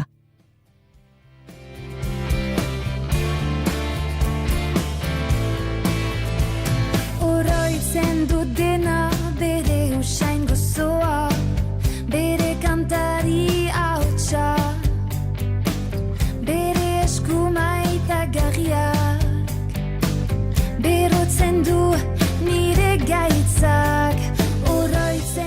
Durangoko azokan ezagutu genuen gure hurrengo gonbidatua, eta oroitzen dut dena, bere kantaria ahotsa, euskalitzak haren ahotsan, eta bere begien indarra. Oroitzen dut dena, Juli, hain sentikorra, hain beste pentsamendu. Aitortu zigun, estena gainean egan egiten duela.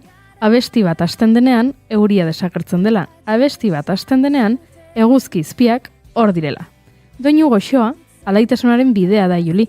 baina goxotasun horretan bere ahotsak oiukatuko ditu. Berdintasuna, egia eta eskubidea. Bizi nahi nuke iraganean,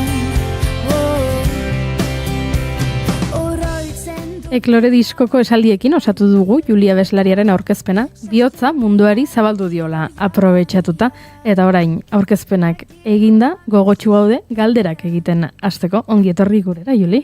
Kaixo, egunan. Egunon, eta ongi etorri hori da gurera, ze Durangoko azokan ongi etorri ematea, bada zurea ezten etxe batean ongi etorri ematea, baino hau ja gure etxea da, eta hemen ongi etorri behar bezala eman diezaiokegu Juliri, eta gainera, aitortu ere, nola Julik uste dut Durangon ere kontatu genuela, ez?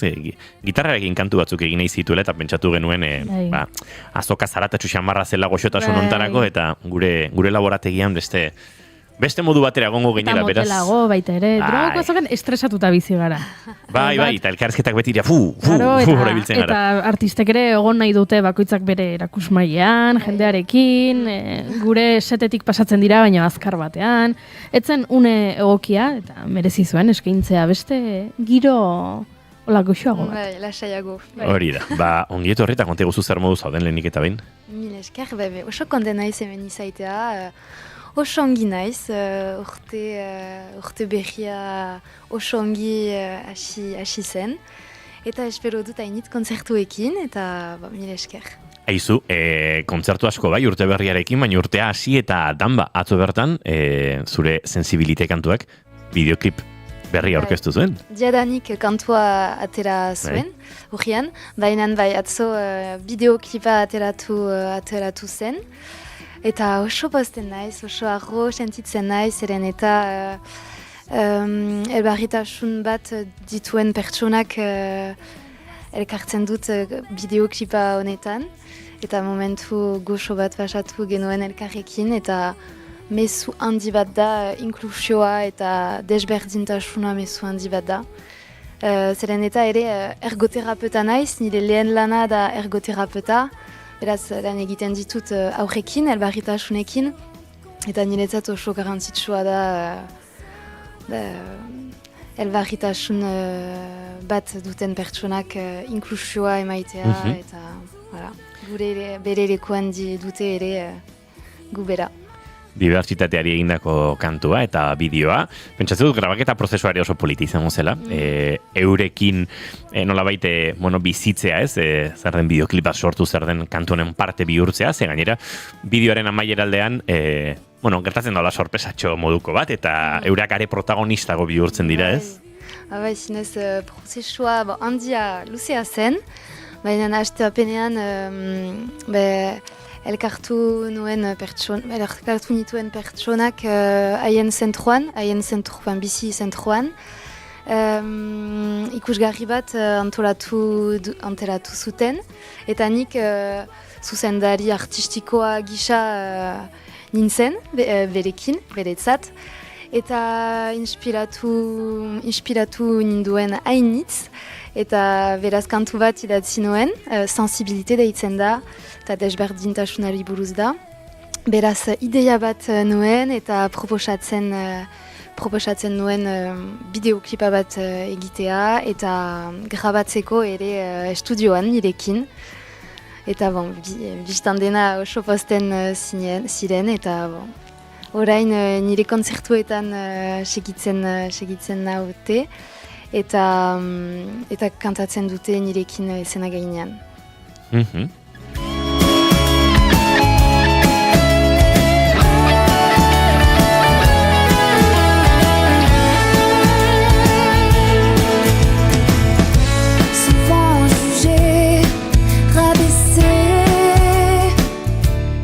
Bideoklipean agertzen diren pertsona horiek, zuk eurekin lan egiten duzu edo ez dira normalean zurekin lan egiten duten pertsonak?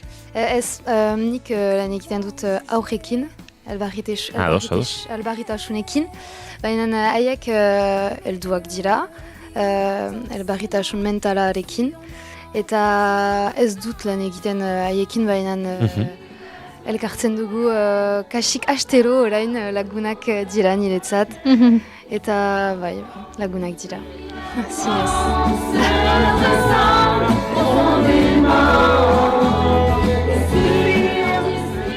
Horramen ari gara sensibiliteren bideoklip hori, agertu berri horretan ikusten eta horren inguruan hausnartzen Julirekin, baina lanak askoz gehiagorako ere ematen du. 12 kantu, 4 minutuko mugatik gertu asko, bada gaur egun gehiegi egiten ez den disko mota bat, disko luzean nolabait esateko, eta kantuak ere luze, nolabait, ez da egit A, B, C, D batzuetan duten kantuak, nolabait egitura, struktura aldetik, pixate, sinpletasun horretatik urruntzen direnak batzutan, ezta?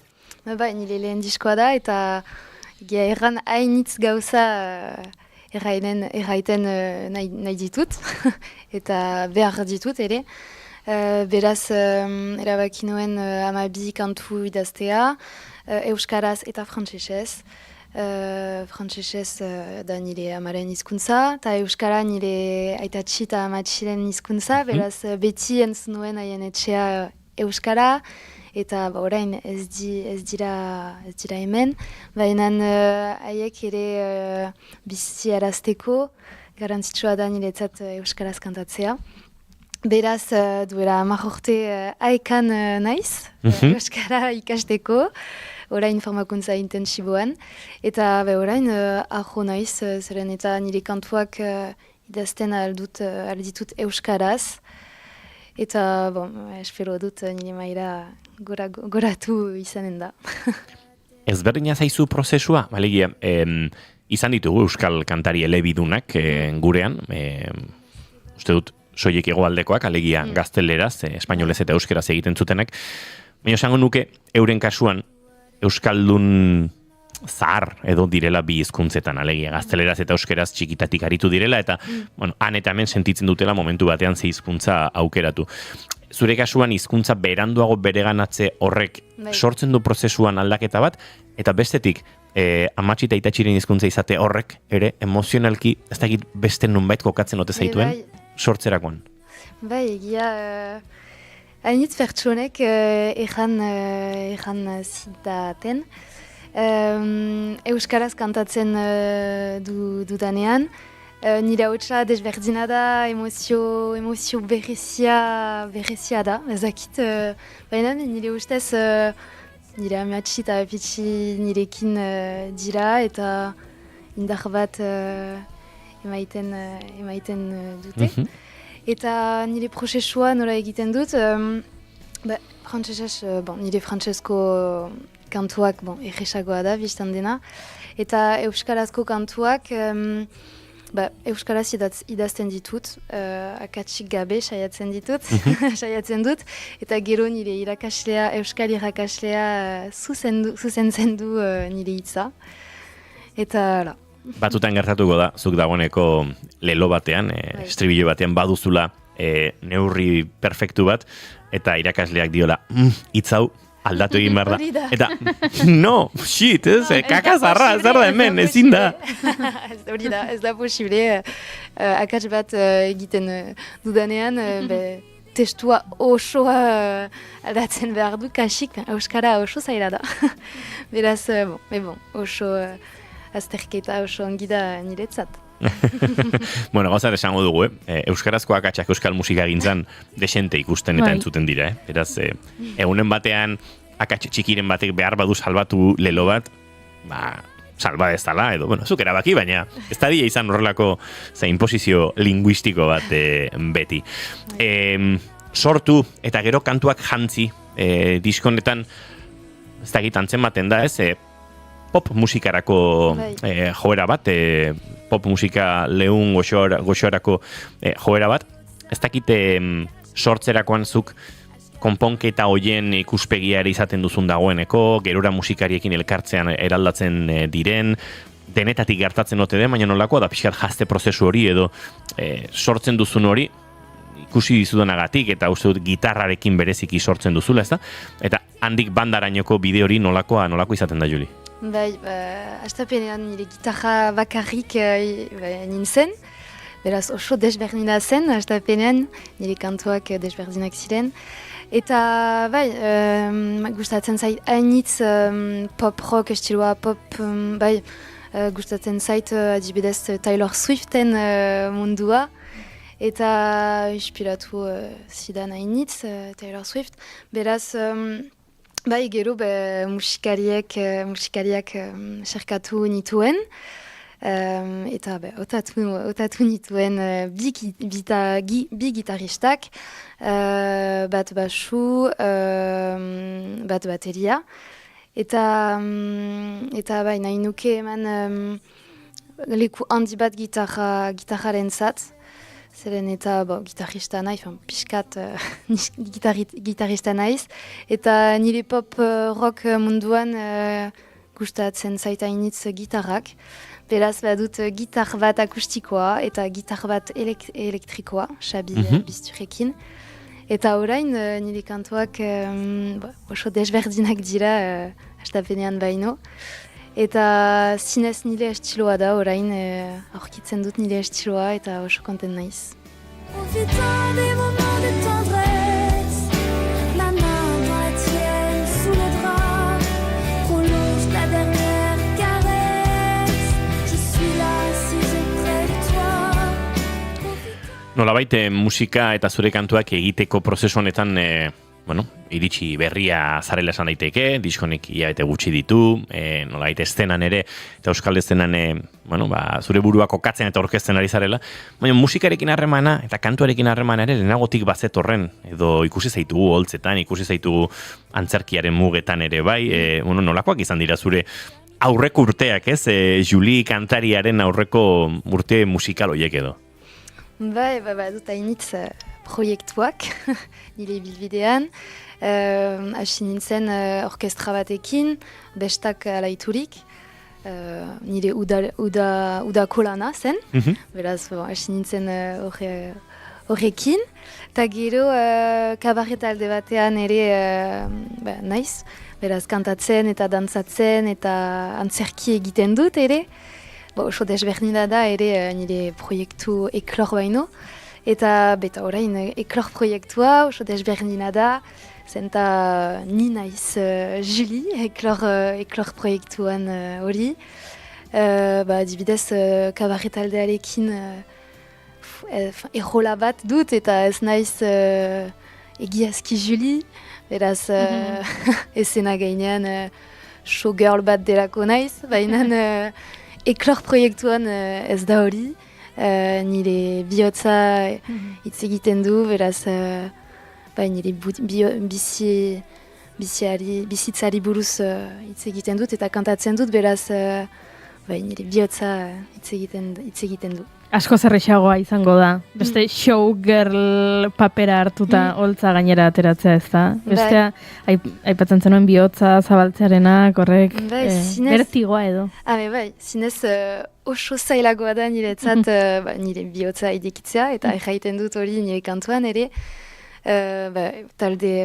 kabaret taldearekin baino, kabaret taldearekin zinez beste ejola dut, beraz egisagoa da, bai. Are ginen, Dernier Caresse, ez da egite oso nola oskatu behar den? Nire kantua? Lehenengoa nola oskatzen da? La Madame Dubin kantatuko dut. Baina ari ginen entzuten Dernier Caresse, orain ez? Dernier Caresse. Dernier Caresse, oso ondo. La Madame Dubin aipatu duzu, segituan kantatuko duzu. Lehen ere entzun dugu iraganean, hemen badago pixka hortzaroarekin, iraganarekin eta amonaren edo matxiren figurarekin alako lotura bat, diskoan pixua handia hartzen du berak. Bai, nire amatxi hil zenean, hasi nintzen idazten nire kantuak, beraz, inspirazioa eman ninduen hainitz, beraz nire lehen kantua Dernier Caresse da, eta amatxiren omenaldi bat da. Kontatzen dut kantu honetan nire azken momentuak berekin, eta ditut ere iraganean kantua,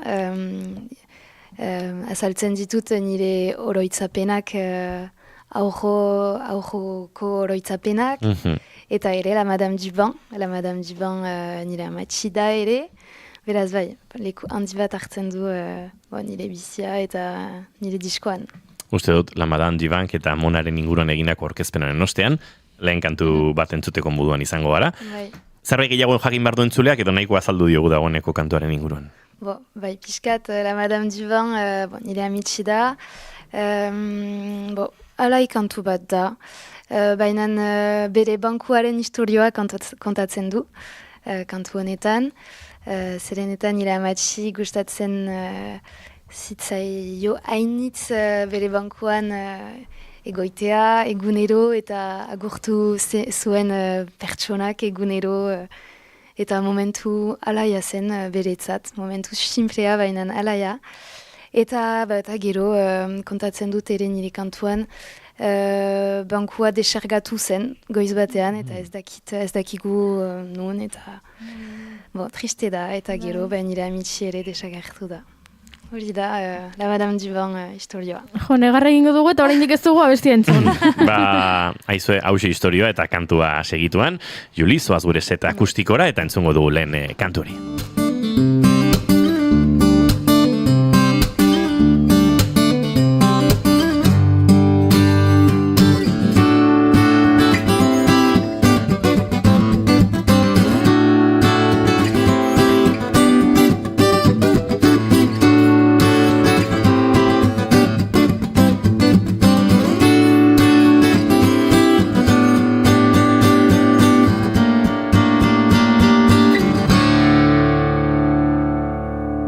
Entzuleok, bigarren kafearen elkarrizketa akustikoetan Juli eta la Madame Dubon.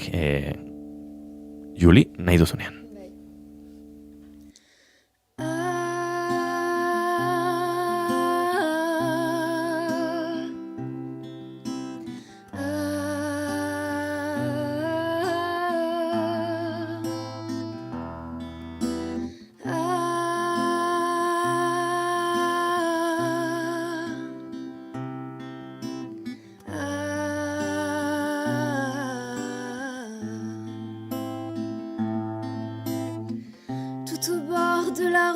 Il était apposé des mains de son époux tout entier fabriqué d'un boisé rouge ou vert, j'en oublie sa couleur. Il était beau et grand d'une immense splendeur. Subtil rayon de soleil, elle s'y asseyait. Son chien Samy, toujours accompagné. La main en l'air, elle levait facilement, d'un sourire éclatant pour saluer les passants. Lui seul a survécu. Il a soufflé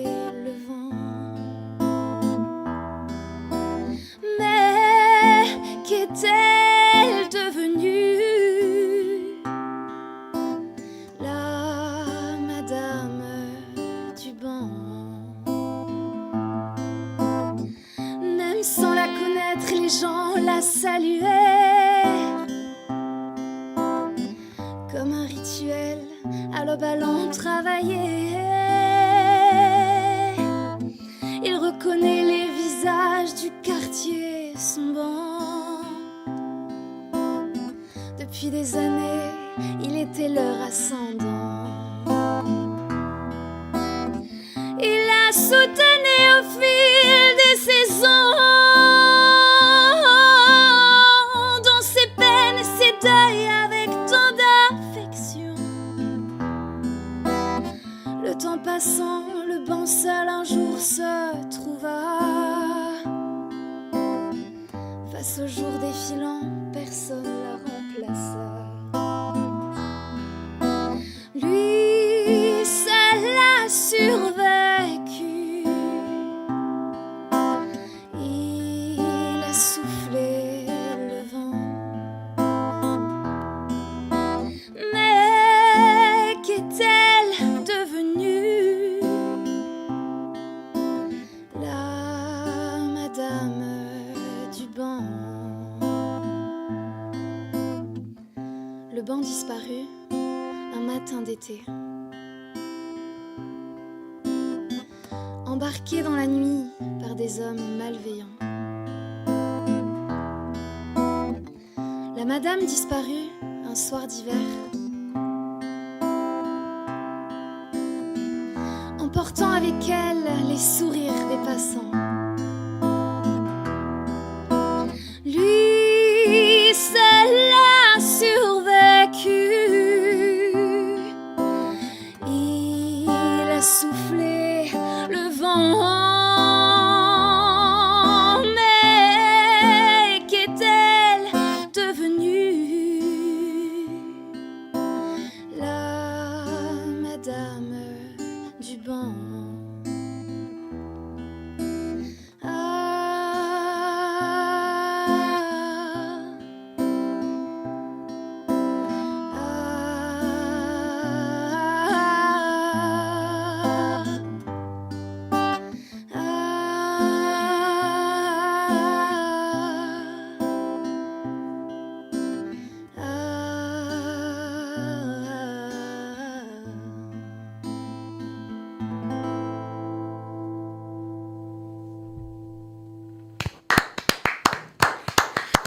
Hortxe bai, jaun Andreok, Juliren lehena utzi gitarran lasai eta zatoz gure entrevista setera bueltan. Juli, oraindik galdera batzuk egin dizkizugu eta gainera sarraskian murgildu behar dugu, Juli.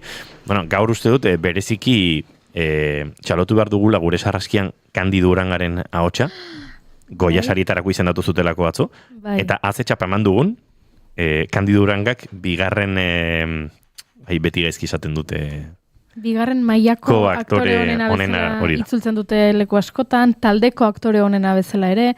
Ez dakit zein den zuzenagoa, bigarren mailako beti iruditu zait pixkat itxusia bezala, bigarren mailako aktorea, ez? Besten mailan egongo ez balitz bezala, baina nahi duena da protagonismo gutxiagoa. Protagonista ez den, eta nik Mas Palomasen Kandidu Urangaren paperura ikusi nuen hasieratik oso berezi, eta tira, sarraskian Kandidu Urangaren ahotsi izateak beti suposatu du horetxo bat, baina gaur pixka bat gehiago. Sarraskia. Eta zer da sarraskia? Bueno, tarte honetan guk hartzen ditugu abesti batzuen esaldi batzuk eta galderak egiten ditugu horrekin. Orduan, hasiko naiz Lumairean abestiarekin, bertan aipatzen da, hegoaldetik heldu da haizea, egal egiten dute hilek, eta orduan nik aprobetxatu nahi dut esaldi hau galdetzeko Juliri, ea zein egoeratan jartzen zaizkizun hileak dantzan. Noiz sentitzen zarazu abestiak dioen bezala horrela aske? Zinez askatasuna iruditzen zait, askatasunari buruz pentsatzen dut. Lumairean ez da kantu triste bate, eta nahi nuke eman mezu optimista bat, eta erraiten dut arima bilakatzen da airean, eta gure ideak aireak dira ere, dantzatzen dira arimarekin. Esan duzu abesti hau ez dela triste eta guztiz ados nago, eta ze polita den sentsazio hori, hileak dantzan, gu dantzan, arima dantzan, baina abesti tristeak ere badaude diskoan, eta bueno, esaldi batean hilearekin jarraituta, hile baten alde emazte bat hilda, munduaren isiltasuna, oihu zeraldatu da, zapiaren atzean, ezkutatzen da mina. Aipatzen dituzu hemen berdintasuna, egia eta eskubideak bezalako kontzeptuak. Badakigu Maxa Amini irandarraren kasuan oinarritu zinela. Galdetu nahi dizut, zergatik pentsatu zenuen kanta bat eskaini nahi zeniola berari, edo gaiari, edo orokorrean, berdintasuna eta askatasunari, pixka bat prozesua. Astapenean Maxa Aminiren omenaldia da. Hemen azkenean emazte guztien zat kantu bat da. Zeren zan, Maxa Amini hil zuten bere hileagatik, bere hilea ateratu zitzaion sapiengatik. Eta ez naiz biziki... Ez dut ulertzen hori, injustiziari kontra naiz. Zinez ez dut ulertzen injustizia eta ez dut gustatzen bate. Beraz, idatzi nuen kantua munduko emazte guztien zat. zeren eta emazte bat naiz ere, eta gaur egun gure garaian gure lekua hartzen behar dugu, eta importantea da. Eta azkeneko galdera, arinan, aipatzen duzu, bihotz sentikorra naiz, besten mina nira bezala, nire malkoak isurtzen dira haiengatik, galdetu nahi nizunea, asko sufritu duzun honengatik, eta noizbait pentsatu duzun, nahiago nuke ez izatea hain sentikorra. Bai, oso sentikorra naiz, eta biziki zaila da, tipian nintzenetik, nire gurasoen eno lagunen emozioak hartzen ditut, dena eta betidanik, eta batzuetan antzi dut neure burua, egia erran, eta arrazo bat da, baina jela naiz, eta sentikorra naiz nire ustez artista guzi bera, beraz, Eta guk txalotzen dugu sentikortasun hori, eta iruditzen zaigu patxona sentikor gehiago behar ditola munduak, beraz, zoragarri, ez zaitez aldatu. Zuk ez duzu epaintzen bizitza. Bigarren kantu bat eskatuko digu Laister Juliri eta gaurko saioare agurtzen hasi beharra daukagu, baina galdetu behar diogu zuzeneko horiengatik. Durango Azokan ginela hortxe justu kontzertu bat bertan bera geratzeko giro horretan izan ginen, eta baina badatoz kontzertuak eta otsailean dagoeneko ikusteko aukera izango du Juli zuzenean entzuleak. Zein formatotan, non eta nola, badakigu Bilbo eta Donibane Loitzune ditugula horrez, otsailaren lehenengo, bigarren aste horretan, otsailaren 12an Bilbon, otsailaren 14an Donibane Loitzunen, zer topatuko du zuzeneko horretan entzuleak, diskoaren defentsa oso gertukoa, zerbait intimoagoa, nolakoak izango dira kontzertuiek? Astepenan oso posten naiz nire kontzertua, nire eklor proiektua emaitea, eta egoalde, eskuale egiko egoalden, nire lehen aldia izanen da. Beraz, arro sentitzen naiz frantsesez eta euskaraz kantatzea eta nire kantuak kantatzea. Nire taldea osoarekin izanen naiz Bilbon. Baina, Bilbon pribatua izanen da, maleruski. Baina, Loraldia festivalan izanen naiz ere martxoan, 27an. Eta hori idekia da denentzat. Beraz, zatoz denentzat nire eklor diskoa ikustea eta entzutea. Loge bat bezala idekiko dut, ezena gainean. Eta ere, otsailaren 14an, beraz, Donibane Loitzunen neomak lehen zatia eginen dut. Nire gitarristarekin, nire Xabi Albisturekin. Eta oso konten naiz, emazte taldea delako. Eta gustatzen zaitanitz neomak taldea eta haien kantuak, oiu bat da, nire ustez ere, eta emaztearen alde ere dira. Eta haien azken bigarren diskoa ateratu zuen, eta nire ustez oso ongi dira. Neomak etarrak ere asko maite ditugu guk, Durango Azokan ere izan genuen hor beraiekin zirikatze goxoa, eta Laister gurean izango dira akustikoan. Oraindik ez dakit data zehatza finkatu dugun entzuleok, baina Neomak tarrak ere Laister izango ditugu hemen gure entrevista akustikoetan. 6 minutu eguerdiko 12etarako, nahikoa denbora gure set akustikoara joan, eta azken kantu bat jotzeko, Juli, baina konta iguzu ze kantatuko duzun, eta horren inguruan entzuleak zerbait jakitean nahi baduzu, zer jakin behar duen. Nire kantua begien indarra deitzen da, bada bideoklipa bat ere nire YouTube horrian. Begien indarra, zergatik. Nire ustez gure begiak indar bat dute, zeren eta hitzik gabe posible baita ulertzea dena. Eta pixkat ere desberdintasunari buruz hitz egin noen kantua, zeren eta nire inguruan hainitz pertsonak ez alduten hitz egin, ezagutzen dut, baina haien begietan hainitz gauzak pasatzen dira, eta horrela nire kantua Alaia da, ere, begien indarra. Begien indarra entzungo dugu, Juli, zoaz gure eta akustikora.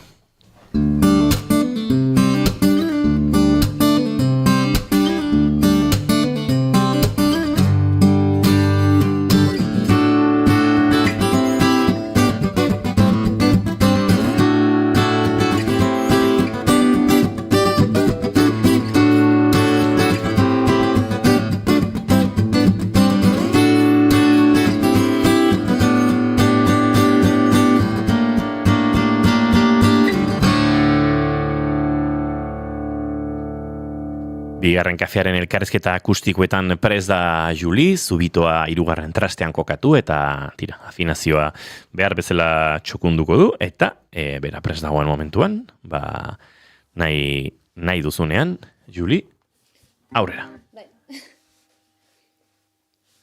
Begien indarra berdeak urdinak, haien historioa bakoitzak. Begien indarra zahar edu gazte, gauzak esaten dituzte. Begien indarra itxasargi gisa, galderak argitzen dituena.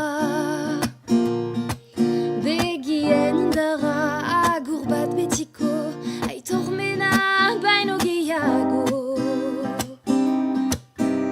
Egun tristea, egun zoriontsua, itzik gabe ulertzen dena gure biziko. Boza begiradan gure biziko, mina espioan begien indarra.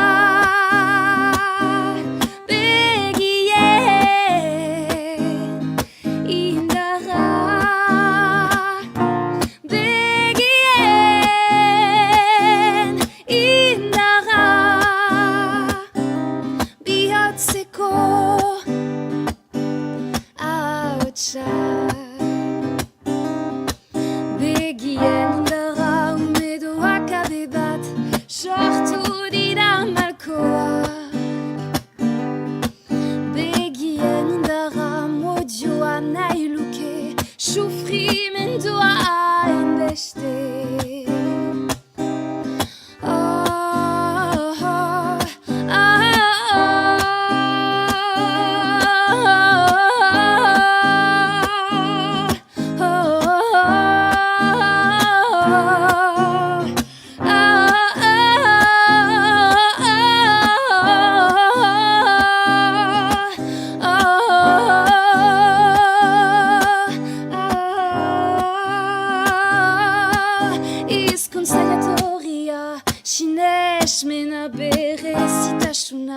Ideia desberdinak unibertsala, da gure begirada gure baitan dugu begien indarra. Begien indarra. Begien indarra. Bihotzeko ahotsa, bihotzeko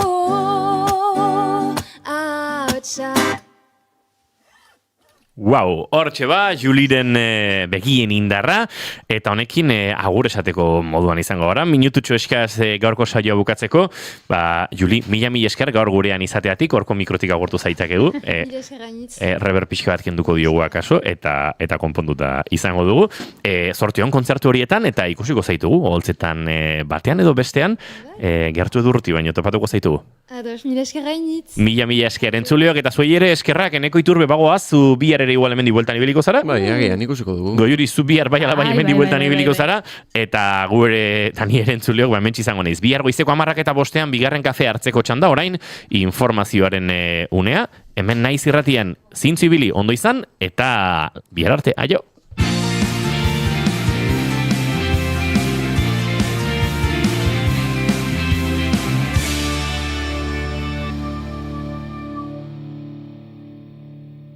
Keep calm and bigarren kafea.